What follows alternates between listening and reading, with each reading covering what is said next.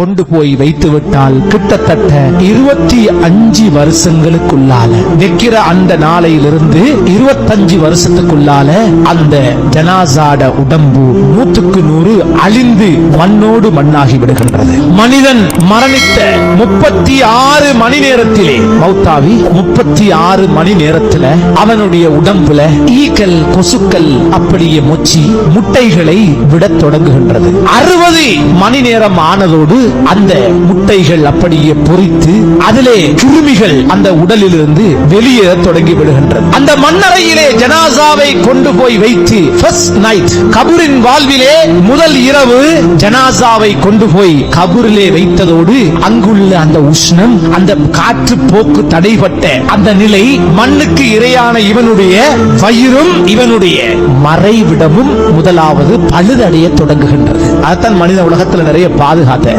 கபர்ல முதல் இரவே வயிறும் மறைவிடமும் பழுதடைய ஆரம்பித்து விடுகின்றது. அது பழுதடைய ஆரம்பிக்கிறதோட முதல் நாளே அந்த ஜனாசாவுடைய உடம்புகள் பச்சை கலர் நிறத்திலே நிறம் அப்படியே ஏற்படுகின்றது.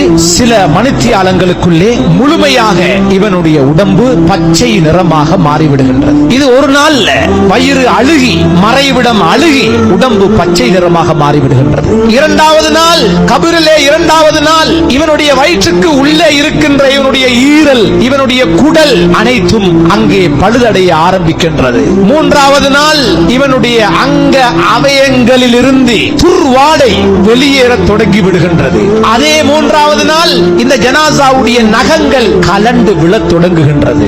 நாலாவது நாளிலே கண்ணியத்துக்குரியவர்களே உடம்பினுடைய அங்க அவயங்கள் அப்படியே அது இலகுவடைந்து பகுதி பகுதியாக பழுதடைய கலர தொடங்கி விடுகின்றது. ஐந்தாவது நாள் அவனுடைய தலையிலே இருக்கின்ற மூளை அந்த மூளையை வைத்துத்தான் எத்தனை வருடங்கள் உலகத்தை ஆண்டான், உலகத்திலே வாழ்ந்தான், பல சாதனைகளை சாதித்தான். அஞ்சாவது நாள் இவன் தலையில் இருக்கிற மூளை அப்படியே கரைந்து தண்ணீராக மாறிவிடுகின்றது.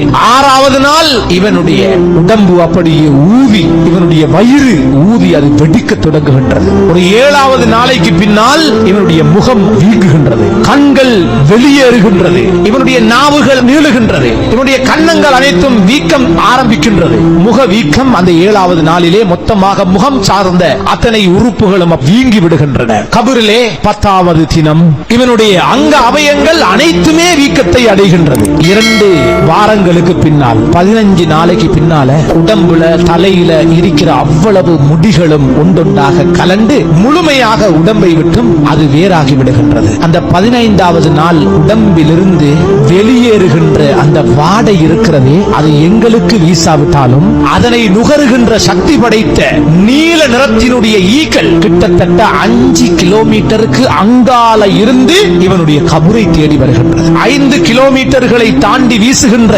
துர்வாடை 15வது நாளிலே இவனுடைய மண்ணறையை சுற்றி நிற்கின்றது. அது நீல நிற ஈக்கள். அந்த உடம்பிலே முழுமையாக புழுக்கள் 15 நாளையிலே புழுக்கள் அந்த உடம்பை ஆக்கிரமிக்கின்றன. இப்படி மண்ணறை வாழ்வு 2 மாதங்களை அடைகின்ற போது உடம்பெல்லாம் கரைந்து திரவமாக மாறிவிடுகின்றது. 2 மாதங்கள் 60 நாட்களிலே அடையாளமற்று போய்விடுகின்றார். என்ன ஆட்டம் உலகத்திலே! 60 நாள் 2 மாசம் உடம்பெல்லாம் கரைந்து அப்படி அடையாளமற்று போய்விடுகின்றார். 6 மாதங்கள் ஆன பின்னால் முழு சதைகளும் நிலத்திலே கொட்டி அந்த உடம்பினுடைய எலும்பின் அமைப்புகள் மட்டும் மனித உருவத்தை காட்டிக் கொண்டிருக்குமே தவிர ஒரு சொட்டு ஒரு துண்டு சதை கூட அந்த எலும்புகளில் நிற்காது. அனைத்தும் நிலத்திலே அப்படியே உருகி விடுகின்றது. இப்படியே ஒரு 25 வருடங்கள் செல்லுகின்ற போது முழுமையாக அவனுடைய உடம்பு அழிந்து அவனுடைய முதுகன் தண்டு முதுகிலே இருக்கின்ற ஒரு சிறிய கடுகு மணி போன்ற ஒரு அஜிபு ஜனப் என்று சொல்லக்கூடிய முதுகம் தண்டு அது மட்டும் தான் மிஞ்சுகின்றது. ஒரு கடுகு மணி அளவுக்கு போன்ற ஒன்று. அதை வைத்துதான் அல்லாஹ் எங்களை மீண்டும் கியாமத்திலே எழுப்புகின்றார். ஸல்லல்லாஹு அலைஹி வஸல்லம் அவர்கள் சொன்னார்கள், யஅகுலு துராபு குல்ல ஷைஇன் மினல் இன்சான் இல்லா அஜ்ப ஸன்பி. அவனுடைய அந்த கடுகு மணி போன்று இருக்கக்கூடிய அந்த முதுகன் தண்டை தவிர அனைத்தையும் இந்த மண் அதனை சாப்பிட்டு விடுகின்றது என்று ஸல்லல்லாஹு அலைஹி வஸல்லம் அவர்கள் சொன்னார்கள். எனவே இஸ்ராயில் அலைஹிஸ்ஸலாம் அவர்கள் மலக்குமார்கள் மனிதனுடைய ஜனாசாவை குளிப்பாட்டுகின்ற போது சப்தமிட்டு கேட்பார்கள், ஐன சம்உக், உன்னுடைய காது எங்க? அனைத்தையும் கேட்டுக் கொண்டிருந்தாயே, இப்பொழுது உன்னுடைய காது எதை கேட்கின்றது? ஏன் நீ செவிடாகி விட்டாய்? உனது பார்வை எங்கே? அனைத்தையும் பார்த்து சுற்றித் திருந்தாயே, எங்கே உன்னுடைய பார்வைகள் குருடாகி விட்டன? ஏன் நீ ஊமையாகி விட்டாய்? உனது நாவுகள் ஏன் பேசுவதில்லை? உனது நறுமணங்கள் எங்கே? நீ பூசிய வாசங்கள் எங்கே? ஏன் இப்படி மாறி போயிருக்கிறாய்? உனது சொத்துக்கள் எங்கே?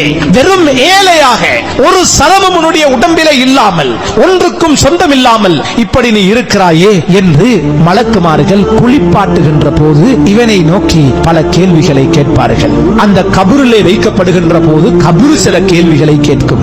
நீ உலகத்தை தேடினாயா அல்லது உலகம் உன்னை தேடிருச்சா?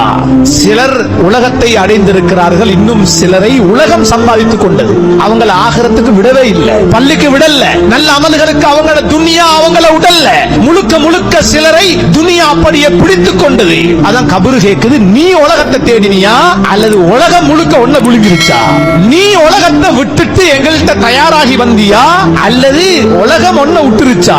மௌத்துக்கு நீ தயாராகி விட்டு வந்திருக்கிறாயா அல்லது தயாராக முன்னால் மௌத்து உன்னை வந்து அவசரமாக பிடித்துக் கொண்டதா என்ற பல கேள்விகளை அந்த மன்னரை மரணித்து செல்லுகின்ற ஒவ்வொருவரிடமும் கேட்கவிருக்கின்றது. கண்ணியத்துக்குரியவர்களே, நாம் மறந்து வாழுகின்ற ஒரு வாழ்க்கை, அந்நியவர்களை போன்று இந்த உலகத்திலே மௌத்தை, சக்கராத்தை, மஹ்ஷரை, இஸ்ராயில் அலைஹிஸ்ஸலாம் அவர்களுடைய வருகையை, அல்லாஹ்வுடைய கட்டளைகளை, ரசூலுல்லாஹ்வுடைய வாழ்வை, இறைவனுடைய வாக்குகளை, குர்ஆனுடைய உண்மைகளை எல்லாம் நாம் மறந்து வாழுகின்றோம். உலகத்தினுடைய ஈடுபாடு எங்களை அப்படி ஆக்கிவிட்டது. உலகத்தினுடைய ஈடுபாடு. ஒவ்வொரு நாளும் இந்த மரணத்தை நினைப்போம். நாம் செல்லவிருக்கின்ற நிர்பந்தமான அந்த நெருக்கடியான அந்த மன்னரை வாழ்வை நாள்தோறும் பேசுவோம், கதைப்போம். நம்முடைய வாழ்விலே இறைவனுடைய ஈமானியத்தை நாம் அதிகப்படுத்துவோம். அல்லாஹுவை நேசிப்போம், ரசூலுல்லாஹ் அவர்களை நேசிப்போம். அல்லாஹு தஆலா எனக்கும் உங்களுக்கும் அந்த உண்மையான மன்னரை வாழ்வை அடைய முன்னால் அதற்கு தேவையான அமல்களிலே ஈடுபட்டு